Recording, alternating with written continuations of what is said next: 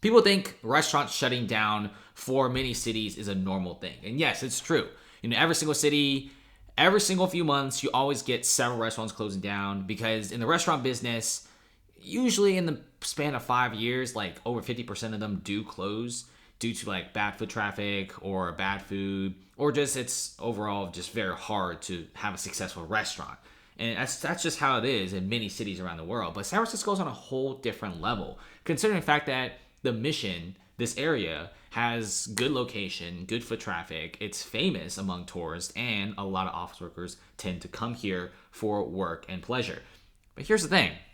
The Mission District right now is having more vacant storefronts than ever before.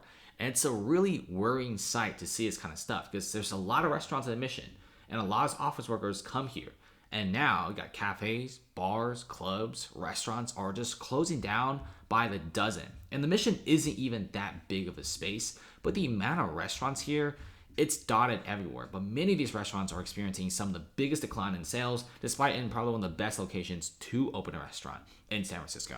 So restaurant owners in San Francisco says that they're stuck in a doom loop. San Francisco say crime, drug abuse, and low tourism are killing businesses, and sales are down a whopping 50% in some areas. That's not normal, considering just a few years ago, if you go to the Mission District or Valencia Street, you can't find a single empty storefront.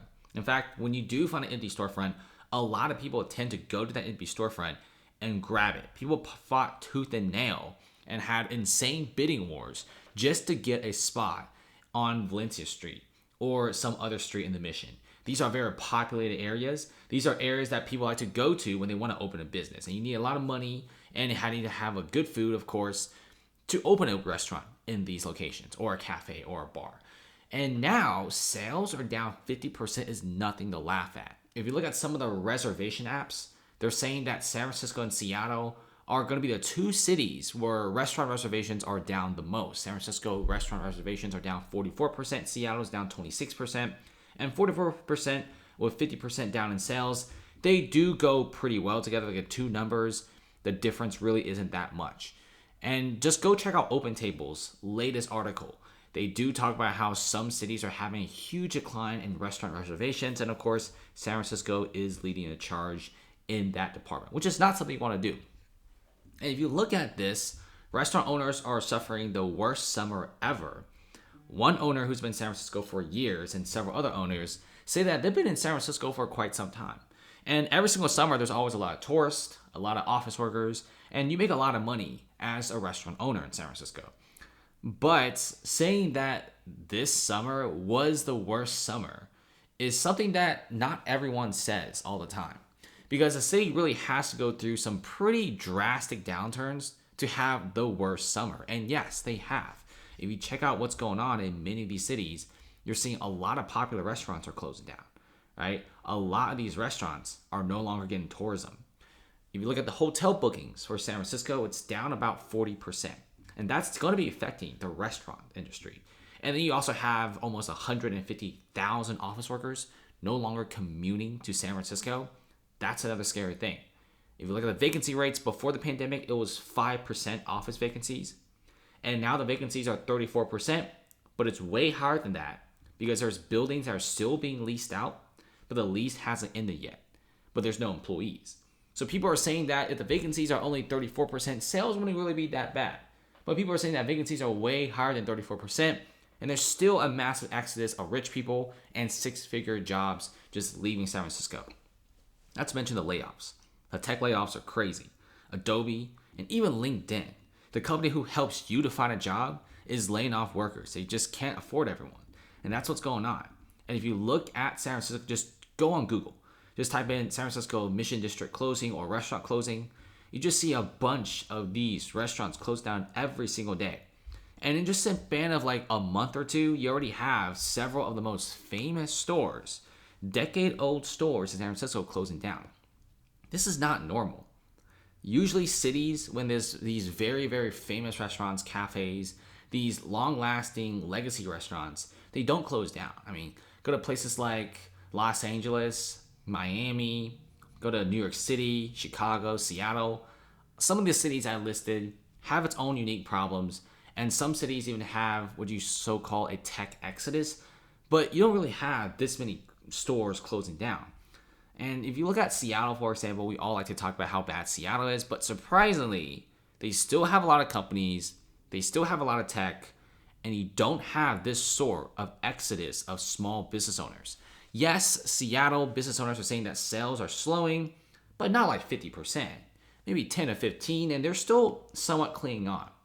New York City, people say that they're leaving, but let's be real, New York City real estate is still pretty hot.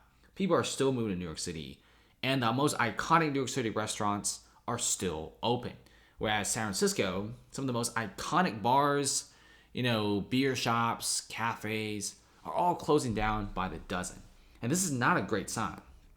Considering the fact that now San Francisco seems to start to notice that maybe having a bunch of crime in a city was not a good thing.